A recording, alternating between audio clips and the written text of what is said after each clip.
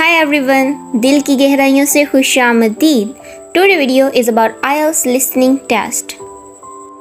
IELTS listening test क्या है, इसके लिए कितना वक्त दरकार होता है, कितने क्वेश्चंस अटेम्प्ट करने होते हैं, उनकी मार्किंग किस हिसाब से की जाती है, कौन सी इंपॉर्टेंट टिप्स हैं जिनका आपको ख्याल रखने हैं जो आपके काम आएंगी और कौन सी ऐसी वेबसाइट्स और चैनल्स हैं जो आपको इससे रिलेटेड वैल्यूएबल इंफॉर्मेशन प्रोवाइड कर सकते हैं, ये सब आपको जानने को मिलेगा इस वीडियो में। So let's start.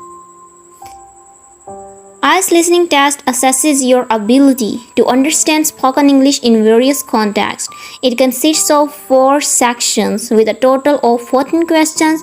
You will listen to a range of recordings such as conversation, monologues and academic lectures. इसमें जो 4 sections होते हैं उनको हम डिस्कस करेंगे। वो 30 मिनट्स आपको दिए जाते हैं उन 40 सवालों के लिए। Test takers listen to 4 recorded text and answer the accompanying questions. उन 4 रिकॉर्डिंग्स को सुनना है और उसके मुताबिक जो वो सवाल पूछे गए होंगे उनका आपने आंसर करना है। Each recording is heard only once. Recording जो है वो सिर्फ एक बार ही चलाई जाएगी, आपको दोबारा सुनने का मौका नहीं मिलेगा, इसलिए आपने उसको बहुत ध्यान से सुनना है। Test takers write their answers on the question paper as they listen to the recording.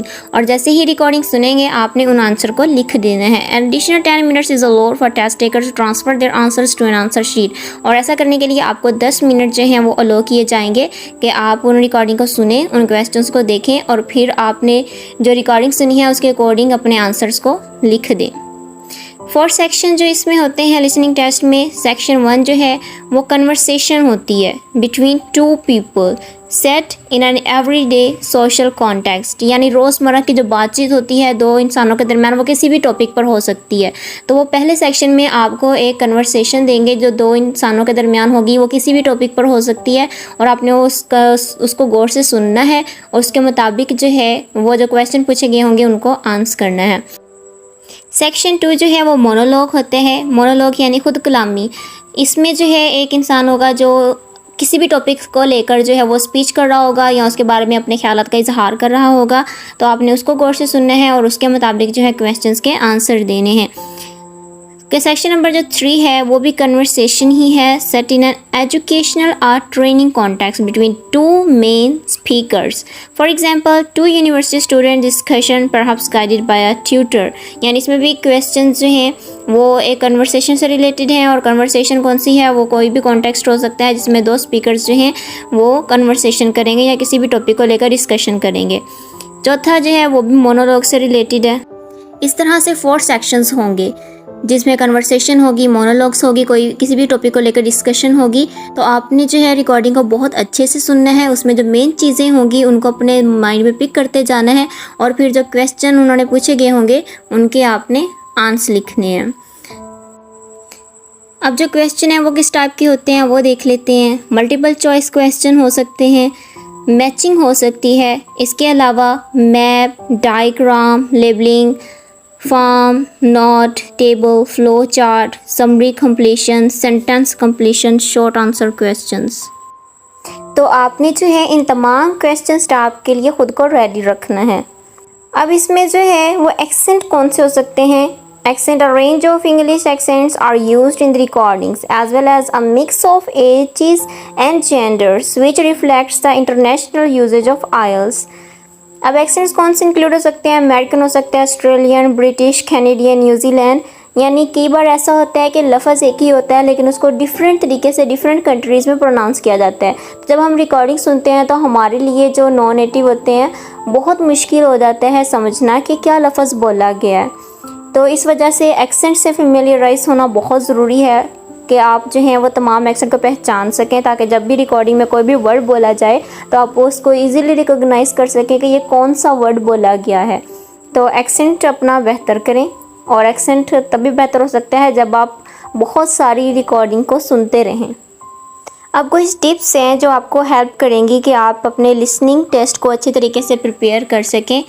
सबसे पहले तो आपने अपनी लिसनिंग स्किल्स को इम्प्रूव करना है, और वो कैसे इम्प्रूव होंगी, जब आप रेगुलरली इंग्लिश ऑडियो जो है वो सुने, जैसे कि पॉडकास्ट हो गए, मूवीज़ बहुत इसका बेहतरीन तरीका है कि आप मूवीज़ देखें जो सब टाइटल्स के साथ हों, ताकि जब भी कोई लाइन बोली जाए, सेंटेंस बोला जाए, तो आप उसको सुन भी सकें कि उसने किस वर्ड को किस तरह से प्रोनाउंस किया है। तो आपकी इस तरह लिसनिंग जो है वो बहुत अच्छी हो जाएगी, आपका एक्सेंट जो है वो बहुत बेहतर हो जाएगा। तो इसके लिए आप मूवीज़ और सॉन्ग्स वगैरह जो हैं वो सुने, ताकि आप जो हैं अपनी लिसनिंग स्किल्स को बेहतर कर सकें। Second, familiarize yourself with different accents by listening to recordings from various English speaking countries। यानी सिर्फ ये नहीं है कि आप एक ही कंट्री को लेकर उसी के एक्सेंट सीखें, आपको डिफरेंट एक्सेंट सीखने हैं। तो आप डिफरेंट जो हैं वो मूवीज़ वगैरह डिफरेंट कंट्रीज़ की देखें, ताकि आप हर एक के एक्सेंट से फेमिलराइज हो सकें।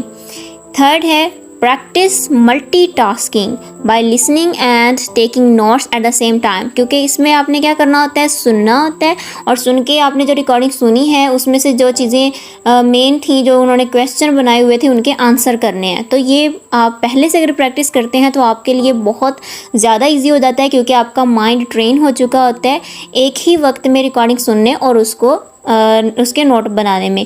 तो आप जो है मल्टीटास्किंग करें, अपनी प्रैक्टिस करें, जो आप लिसन कर रहे हैं उसको नोट डाउन भी करें at the same time. Focus on important keywords and main ideas, और ख्याल रखें कि उसमें जो मेन आइडिया, जैसे किसी का एड्रेस बता दिया या कोई भी इन्फॉर्मेशन बता दी कि ये कब किस टाइम किया गया, इस तरह की छोटी छोटी जो की पॉइंट्स होते हैं उनको नोट डाउन करने की कोशिश करें कि ये काम किस वक्त किया गया, क्यों किया गया, कितने दिरहम लेकर, कितनी पाउंड्स या डॉलर से लेकर वो काम किया गया। यानी जो मेन चीज़ें हैं ना, मेन कीवर्ड्स हैं, उनके ऊपर फोकस रखें। Fourth, pay attention to signal words or phrases that indicate the answer is coming, such as however, in addition, or on the other hand। इस तरह के जो वर्ड्स हैं जिनके आगे कुछ ना कुछ डिटेल बताई जाती है, कुछ ना कुछ जो है इन्फॉर्मेशन प्रोवाइड की जाती है, उनके ऊपर फोकस करें कि अब इनके आगे कौन सी इन्फॉर्मेशन जो है वो प्रोवाइड की जाने वाली है, जो कि आपके क्वेश्चन से रिलेटेड भी हो सकती है।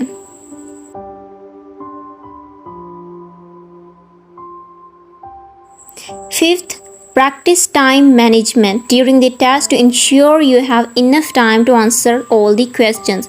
जब आप बहुत ज़्यादा प्रैक्टिस करते हैं, जब आप बहुत ज़्यादा टेस्ट अटैम्प्ट करते हैं, तो आपकी इतनी प्रैक्टिस तो हो ही चुकी होती है कि टाइम मैनेजमेंट आपका बहुत अच्छा हो जाता है। यानी आपकी स्पीड तेज़ हो चुकी होती है, आपका माइंड ट्रेन हो चुका होता है, तो आप इजीली थोड़े वक्त में बहुत ज़्यादा काम करने के काबिल हो जाते हैं। तो जब आप बहुत ज़्यादा प्रैक्टिस करते हैं तो प्रैक्टिस मेक्स मैन परफेक्ट। तो आप टाइम मैनेजमेंट जो है वो आपका, जो पहले करने में आपको घंटे लग रहे थे, वो आहिस्ता आहिस्ता 45 मिनट 30 मिनट्स इस तरह आ जाता है। तो टाइम मैनेजमेंट आपने बहुत अच्छी करनी है, ताकि आप जो हैं वो टाइम रहते हुए 30 मिनट्स में 40 क्वेश्चंस की आंसर दे सकें। और 6 अगेन कि take advantage of practice test. जितनी ज़्यादा आप प्रैक्टिस करेंगे उतना ज़्यादा आपको बेनिफिट होगा। सिंपल क्वेश्चंस आपको मिल जाते हैं, आप ज़रूर उनको जो हैं वो प्रैक्टिस करें। ये आपके लिए बहुत बेनिफिशियल रहेगा कि जब आप प्रैक्टिस कर लेंगे, पहले से आप ट्रेन हो चुकेंगे, जब आप टेस्ट अटैम्प्ट करने लगेगा आपको लगेगा ही नहीं आप टेस्ट अटैम्प्ट कर रहे हैं, बल्कि ऐसे लगेगा जैसे आप रोज़ एक प्रैक्टिस का हिस्सा ही है ये। और 7th ये कि कुछ ऐसे उन्होंने क्वेश्चन किए होते हैं कि जिसका आपने सिर्फ 1 या 2 वर्ड्स में आंसर करना होता है। तो ऐसे में इस चीज़ का ख्याल रखना बहुत ज़रूरी है कि आप उसका आंसर है वो 1-2 वर्ड्स जितने उन्होंने कहा है उसी में दें। अगर आप तजावुज़ कर जाते हैं, 2 का कहा है आप 3 वर्ड्स लिख देते हैं, तो वो आपका क्वेश्चन जो है वो फिर गलत हो जाएगा। तो इसके लिए आपकी वोकैबुलरी बहुत अच्छी होनी चाहिए। फॉर एग्जांपल अगर लफ्ज़ आपने लिखना है वेरी डिफ़िकल्ट, तो आप उसकी जगह ऑर्डर्स लिख सकते हैं। तो आपने जितना उन्होंने कहा है आपने उतना ही करना है। अब प्रैक्टिस के लिए आपको कुछ वेबसाइट्स और चैनल्स जो हैं वो मैं बताऊंगी, जहाँ पे आप जाके अपने मतलब की जो है, अगर आपको यानी कि बहुत सारी वेबसाइट्स हैं, बहुत सारे चैनल्स हैं, जो आपको ज़्यादा अच्छा लगे आप वहाँ से प्रैक्टिस करना स्टार्ट कर दें।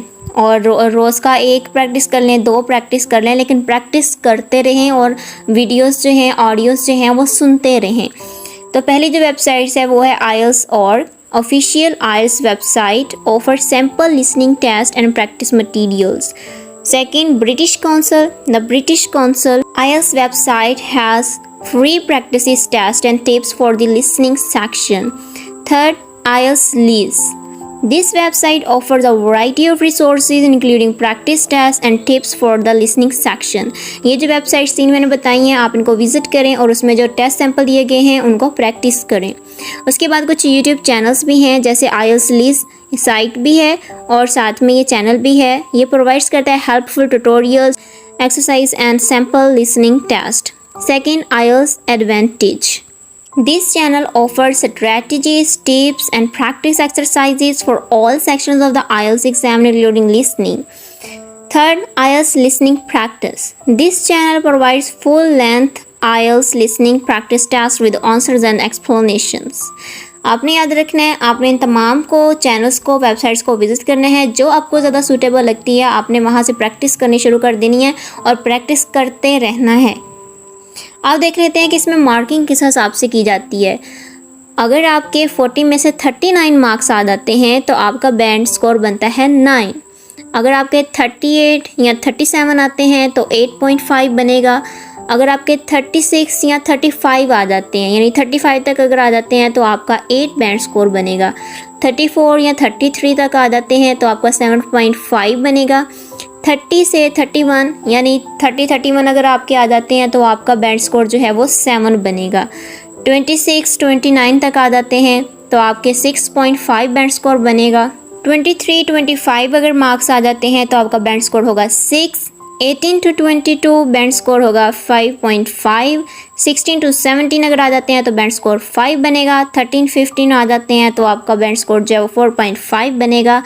11 and 12 बैंड स्कोर होगा 4। 8 और 10 के लिए बैंड स्कोर होगा 3.5।